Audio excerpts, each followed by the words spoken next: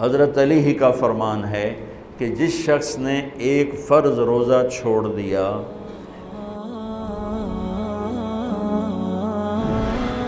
رمضان کیوں کہتے ہیں؟ رمضان کا مطلب ہے جل جانا، کس چیز کا جل جانا؟ صلاۃ الاوابین حین ترمز الفصال، نیک لوگ ایک نماز پڑھتے ہیں کب؟ جب اونٹ کے پاؤں جلنے لگیں، اونٹ کے پاؤں جب جلنے لگیں، اونٹ کے بچے کے پاؤں جب جلنے لگیں۔ تو رمضان میں جل جانا، اس کا روزے سے کیا تعلق ہے؟ اس کا روزے سے تعلق یہ ہے کہ 360 دن سال میں ہوتے ہیں چاند کے لحاظ سے، 330 دن کے گناہ اللہ رمضان کے روزوں میں ہر روز میرے آپ کے گناہ جلاتا ہے، جلاتا ہے، جلاتا ہے۔ بھوک لگتی ہے ایک آگ بنتی ہے، پیاس لگتی ہے ایک آگ بنتی ہے۔ تو ہمارے لکڑی کی آگ میں چیزیں جلتی ہیں اور ہماری بھوک، روزے کی بھوک کی آگ میں گناہ جلتے ہیں، اور 29ویں روزے اللہ سارے سال کے گناہوں کو جلا کے روزہ والا یا روزے والی کو ایسے پاک کر دیتا ہے جیسے آج ماں کے پیٹ سے نکلا ہو، ایسے ان کو خوبصورت کر دیتا ہے۔ حج کا مہینہ آیا، اعمال اسی طرح ہیں جیسے ہوتے ہیں۔ رمضان کا مہینہ آیا تو میرے نبی کا اعلان ہو گیا، ایک فرض 70 فرض کے برابر ہو جاتا ہے۔ کمال ہے، نفل فرض کے برابر۔ فرض اور نفل میں فرق کیا ہے؟ حضرت علی ہی کا فرمان ہے کہ جس شخص نے ایک فرض روزہ چھوڑ دیا، پھر قیامت تک اس کی قضا میں نفل روزے رکھتا رہا، تو ایک روزے کا یہ سارے روزے بدلہ نہیں ہو سکتے۔ ایک نماز چھوڑ دی اور پھر اس کی قضا میں قیامت تک نفل پڑھتا رہا، تو فرض نماز کی ایک رکعت کے ایک سجدے کے برابر بھی نہیں ہے۔ فرض میں اتنی طاقت ہے۔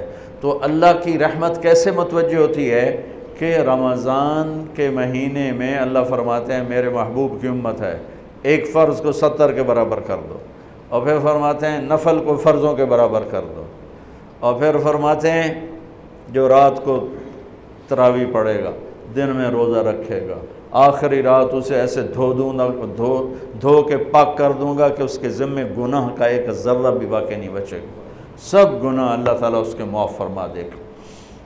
اور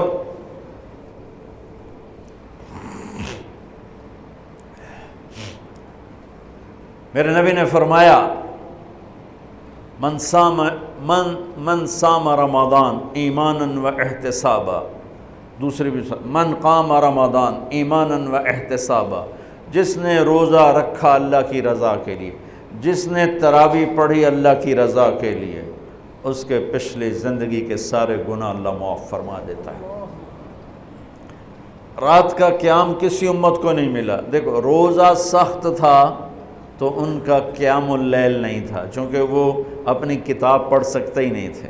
رمضان میں اللہ نے آسمانی کتابیں اتاریں، یکم رمضان کو ابراہیم علیہ السلام پر، 2 رمضان کو تورات موسیٰ علیہ السلام پر، 8 یا 6 رمضان کو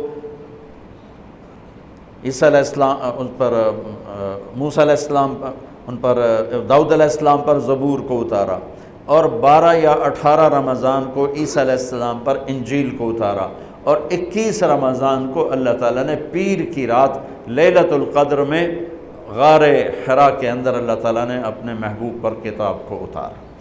وہ کتابیں فل آ گئیں، لکھی لکھائیں۔ قرآن فل نہیں آیا، قرآن صرف ایک سورت کے 19 الفاظ آئے بس، اور پھر 23 برس میں قرآن اترا۔ کتنے انبیاء ایسے گزرے ہیں جن کے پاس جبریل زندگی میں ایک دفعہ آیا، زندگی میں جبریل ایک دفعہ، اور 1 سے لے کر آگے کوئی تعداد مقرر نہیں ہے، 100 دفعہ 200 دفعہ، لیکن آپ حیران ہوں گے ہمارے نبی پر جبریل 23 برس میں 24,000 دفعہ آئے، 24,000 دفعہ، جو ایک عجب العجائب ہے، عجب العجائب ہے۔ تو میرے بھائیوں، رات کی تراویح، دن کا روزہ، تراویح میں کیا ملنے والا ہے؟ میرے نبی کا فرمان ہے ہر سجدے پہ 1500 نیکی، ہر سجدے پہ 1500 نیکی۔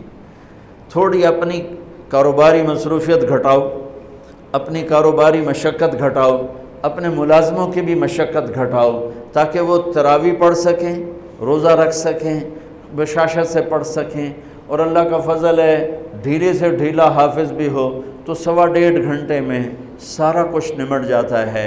اتنی سی ہمت کرو میرے بھائیوں کہ افطاری میں تھوڑا کھاؤ۔ اگر تم پہلوانوں کی طرح شروع ہو گیا نا، پھر تو تم سے عشاء بھی نہیں پڑھی جائے گی، تراویح تم نے کیا پڑھنی۔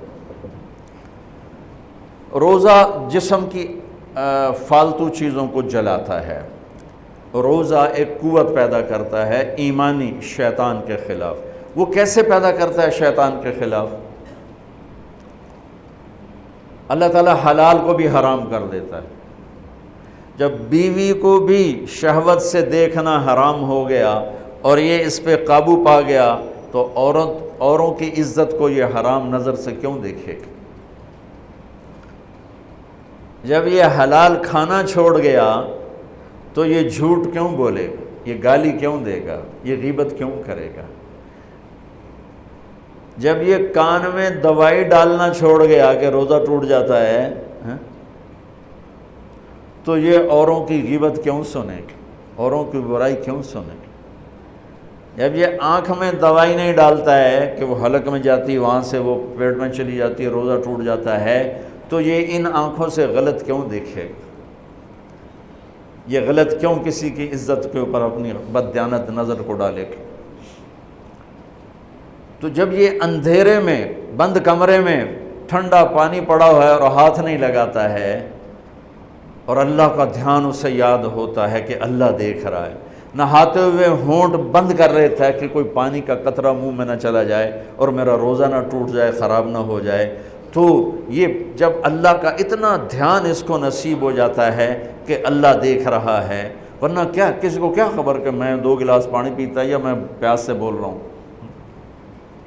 تو جب وہ اللہ کو اتنا اپنے دھیان میں لے آتا ہے کہ اللہ دیکھ رہا ہے، میں پانی نہیں پیوں گا، اللہ دیکھ رہا ہے، میں بیوی کو ہاتھ نہیں لگاؤں گا، اللہ دیکھ رہا ہے، میں کسی کی عزت پر بری نظر نہیں ڈالوں گا، اللہ دیکھ رہا ہے، میں کسی کی برائی نہیں سنوں گا، اللہ دیکھ رہا ہے، میں کسی کی برائی نہیں کروں گا، تو پھر جب یہ بازار میں جائے گا تو جھوٹ تو نہیں بولے گا، جب یہ تولے گا تو غلط تو نہیں تولے گا۔ ہاں یہ الگ بات ہے، بہت سے مجھے ملے کہ جب بس رمضان میں جھوٹ چھوڑ دیتے ہیں، اس کے بعد پھر شروع ہو جاوی تھا رمضان میں رشوت نہیں لیتا ہوں، اس کے بعد پھر شروع ہو جاتا ہے۔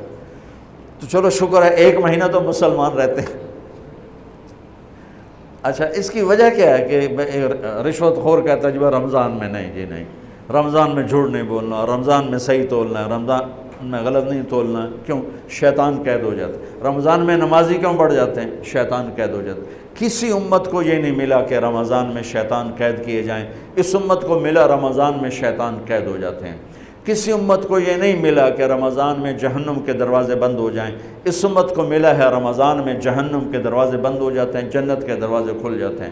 کسی امت کو یہ نہیں ملا کہ ان کے لیے ہر مخلوق دعا کرے، رمضان کے مہینے میں اس امت کو یہ ملا ہے کہ ان کے روزہ رکھنے والوں کے لیے چونٹیاں بھی دعا کرتی، پرندے بھی دعا کرتے ہیں، مچھلیاں بھی دعا کرتی ہیں، ہوائیں دعا کرتی ہیں، ہر شے دعا کرتی ہے روزہ رکھنے والے کی۔ اس امت کو ملا۔ کسی امت کو یہ نہیں ملا کہ آخری رات ان کی سب کی بخشش ہو جائے، اس امت کو ملا ہے کہ رمضان کی آخری رات سب کی بخشش ہو جاتی۔